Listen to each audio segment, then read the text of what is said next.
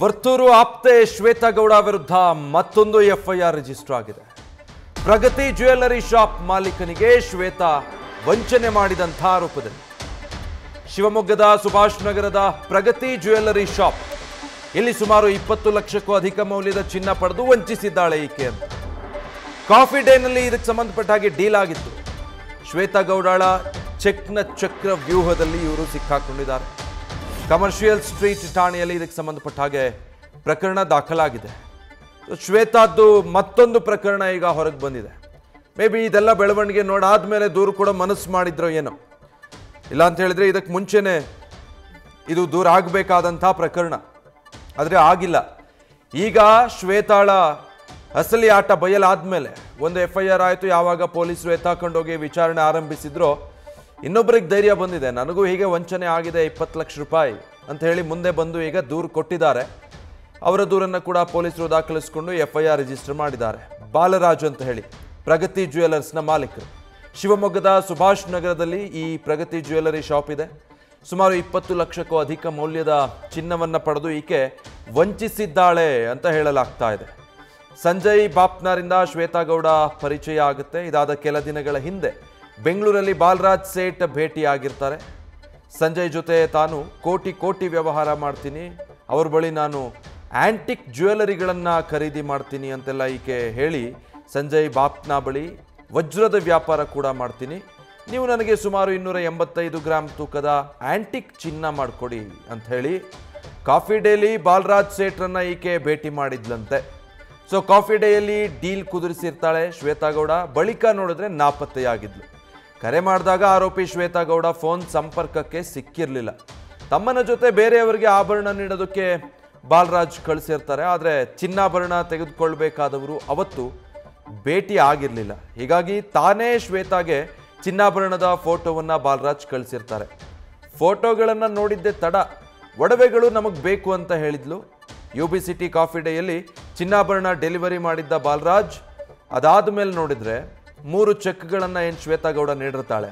5 ಲಕ್ಷದ 2 ಚೆಕ್ಕು, 6 ಲಕ್ಷದ ಮತ್ತೊಂದು ಚೆಕ್ಕು, ಉಳಿದ 4,75,000 RTGS ಮಾಡೋದಾಗಿ ಹೇಳಿರ್ತಾಳೆ. ಮನೆಗೆ ಹೋಗಿ ಹಣ RTGS ಮಾಡೋದಾಗಿ ಹೇಳಿ ಮೊಬೈಲ್ ಸ್ವಿಚ್ ಆಫ್ ಮಾಡ್ಕೊಂಡಿದ್ಲು ಈಕೆ. ಸೊ ಶ್ವೇತಾ ಗೌಡ ನೀಡಿದಂತಹ ಚೆಕ್ಕನ್ನು ಪ್ರೊಡ್ಯೂಸ್ ಮಾಡಿ ಈಗ ಚೆಕ್ ಬೌನ್ಸು ಕೂಡ ಮಾಡಿದ್ದಾರೆ, ಕೇಸು ಹಾಕಿದ್ದಾರೆ. ಡೀಟೇಲ್ಸ್ ಕೊಡ್ತಾರೆ ಈ ಬಗ್ಗೆ ಶಿವಕುಮಾರ್ ಲೈವ್ನಲ್ಲಿ ಜಾಯ್ನ್ ಆಗ್ತಾ ಇದ್ದಾರೆ. ಶಿವಕುಮಾರ್, ಈ ಶ್ವೇತಾ ಗೌಡಳ ಮತ್ತೊಂದು ಪ್ರಕರಣ ಬಯಲಿಗೆ ಬರ್ತಾ ಇರೋದು, ಅಂದ್ರೆ ಇಷ್ಟು ದಿನ ಸುಮ್ಮನೆ ಹಾಕಿದ್ರು, ಈಗ ಒಂದು ಪ್ರಕರಣ ಬೆಳಕಿಗೆ ಬಂದ ಮೇಲೆ ಧೈರ್ಯ ಮಾಡಿ ಕಂಪ್ಲೇಂಟ್ ಕೊಟ್ಟಿದ್ದಾರೆ. ಏನ್ ಹೇಳ್ತಾರೆ ಈ ಬಾಲರಾಜ್? ವಿಜಯ್, ಶ್ವೇತಾ ಗೌಡ ಅರೆಸ್ಟ್ ಆಗ್ತಿದ್ದಂತೆ ಪೊಲೀಸ್ ಮೂಲಗಳು ಸ್ಪಷ್ಟಪಡಿಸಿದ್ದು. ಅದರಲ್ಲೂ ಪ್ರಮುಖವಾಗಿ ವಿಚಾರಣೆಗೆ ಬಂದಂತ ವೇಳೆ ಸ್ವತಃ ವರ್ತೂರ್ ಪ್ರಕಾಶ್ ಅವರು ಕೂಡ ಒಂದು ಮಾತನ್ನ ಹೇಳಿದ್ರು. ಶ್ವೇತಾ ಗೌಡ ಕೇವಲ ಒಬ್ಬಿಬ್ಬರಿಗೆ ಈಕೆಗೆ ವಂಚನೆ ಮಾಡಿಲ್ಲ, ಸುಮಾರು 20ಕ್ಕೂ ಹೆಚ್ಚು ಜನರಿಗೆ ಈಕೆ ವಂಚನೆಯನ್ನ ಮಾಡಿದಿಲ್ಲ ಅನ್ನೋ ಮಾತನ್ನ ಸ್ವತಃ ವರ್ತೂರ್ ಪ್ರಕಾಶ್ ಹೇಳಿದ್ರು. ಅದರಂತೆ ಆಕೆ ಸಂಜಯ್ ಬಾಪ್ನವರ ವಿರುದ್ಧವಾಗಿ ಏನು ದೂರನ್ನು ದಾಖಲಾಗಿರುತ್ತೆ, ಅದೇ ಪ್ರಕರಣದಲ್ಲಿ ಶ್ವೇತಾ ಗೌಡ ಸುಮಾರು 8 ದಿನಗಳ ಕಾಲ ಪೊಲೀಸ್ ಕಸ್ಟಡಿಯಲ್ಲಿ ಇರ್ತಾಳೆ. ಕಸ್ಟಡಿಯಲ್ಲಿ ಇದ್ದಂಥ ಸಂದರ್ಭದಲ್ಲಿ ಖುದ್ದು ಪೊಲೀಸ್ ಹಿರಿಯ ಅಧಿಕಾರಿಗಳು ಈಕೆಯಿಂದ ಮೋಸ ಹೋದಂಥವ್ರು ಯಾರಾದರೂ ಇದ್ರೆ ಬಂದು ದೂರನ್ನು ಕೊಡಿ ಅಂತೇಳಿ ಪೊಲೀಸ್ ಅಧಿಕಾರಿಗಳು ಕೂಡ ಸಾರ್ವಜನಿಕರಿಗೆ ತಿಳಿಸಿದ್ರು. ಹೀಗಾಗಿ ಸಾಗರ ಮೂಲದ ಬಾಲರಾಜ್ ಸೇಠ್ ಸದ್ಯ ಕಮರ್ಷಿಯಲ್ ಸಿಟಿ ಪೊಲೀಸ್ ಠಾಣೆಗೆ ದೂರನ್ನು ಕೊಟ್ಟಿರುವಂಥದ್ದು. ಶ್ವೇತಾ ಗೌಡ ಇಲ್ಲೂ ಕೂಡ ಆಕೆ ಬಳಕೆಯನ್ನ ಮಾಡ್ಕೊಂಡಿರುವಂಥದ್ದು. ನವರತ್ನ ಜ್ಯುವೆಲ್ಲರ್ಸ್ ಮಾಲೀಕ ಸಂಜಯ್ ಬಾಪ್ನಾ ಅವರ ಹೆಸರು. ಸಂಜಯ್ ಬಾಪ್ನಾ ಅವರ ಬಳಿ ನಾನು ಆಂಟಿಕ್ ಜ್ಯುವೆಲ್ಲರಿಗಳನ್ನು ಮಾಡಿಸ್ತೀವಿ, ನೀವು ನಮಗೆ ಜ್ಯುವೆಲ್ಲರಿಯನ್ನು ತಂದುಕೊಡು ಅಂತೇಳಿ ಇವರು ಪ್ರಮುಖವಾಗಿ ಇಲ್ಲಿ ಕಮರ್ಷಿಯಲ್ ಸ್ಟ್ರೀಟ್ ಪೊಲೀಸ್ ಠಾಣಾ ವ್ಯಾಪ್ತಿಯಲ್ಲಿ ಬರುವಂತಹ ಕಾಫಿ ಡೇ ಒಂದರಲ್ಲಿ ಕರೆಸಿ ಅವರನ್ನು ಭೇಟಿಯಾಗುವಂಥದ್ದು. ಭೇಟಿಯಾಗಿ ಚಿನ್ನಾಭರಣಗಳನ್ನ ಪಡ್ಕೊಂಡು ಸುಮಾರು 200ಕ್ಕೂ ಹೆಚ್ಚು ಗ್ರಾಮ್ ಚಿನ್ನಾಭರಣವನ್ನು ಪಡ್ಕೊಂಡು ಆಕೆ ಸುಮಾರು 2 ಚೆಕ್ಕನ್ನು ಕೊಡ್ತಾಳೆ. ಜೊತೆಗೆ ಮನೆಗೆ ಹೋದಂಥ ನಂತರದಲ್ಲಿ ಒಂದಷ್ಟು ಹಣವನ್ನು RTGS ಅನ್ನು ಮಾಡ್ತೀನಿ ಅಂತೇಳಿ ನಂಬಿಸಿ ಹೋಗುವಂಥದ್ದು. ಮನೆಗೆ ಹೋದಂಥ ನಂತರದಲ್ಲಿ ಆಕೆ ಹಣವನ್ನು RTGS ಕೂಡ ಮಾಡೋದಿಲ್ಲ, ಜೊತೆಗೆ ಆಕೆ ಕೊಟ್ಟಂಥ ಚೆಕ್ಸ್ ಕೂಡ ಬೌನ್ಸ್ ಆಗಿರುವಂಥದ್ದು. ಯಾವಾಗ ಶ್ವೇತಾ ಗೌಡ ಅರೆಸ್ಟ್ ಆಗ್ತಾಳೆ, ನವರತ್ನ ಜ್ಯುವೆಲ್ಲರ್ಸ್ ಮಾಲೀಕ ಸಂಜಯ್ ಬಾಪ್ನವರಿಗೆ ವಂಚನೆ ಪ್ರಕರಣಕ್ಕೆ ಸಂಬಂಧಪಟ್ಟಂತೆ ಆಕೆ ಅರೆಸ್ಟ್ ಆಗ್ತಾಳೆ.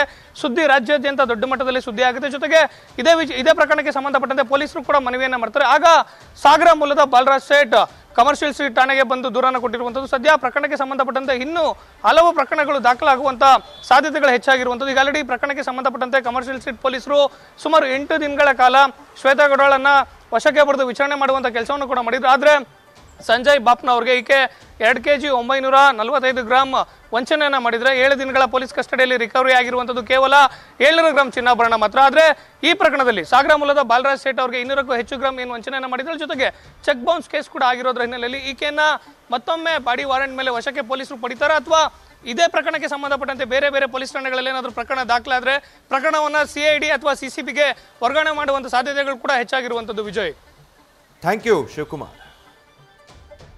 ಸೊ ಈ ರೀತಿಯಾಗಿ ಚೆಕ್ಗಳನ್ನು ಕೊಟ್ಟು ನಂಬಿಸಿ ಈಕೆ ಚೆಕ್ ಮೇಟ್ ಮಾಡಿದಾಳೆ 20 ಲಕ್ಷ ರೂಪಾಯಿಗೆ.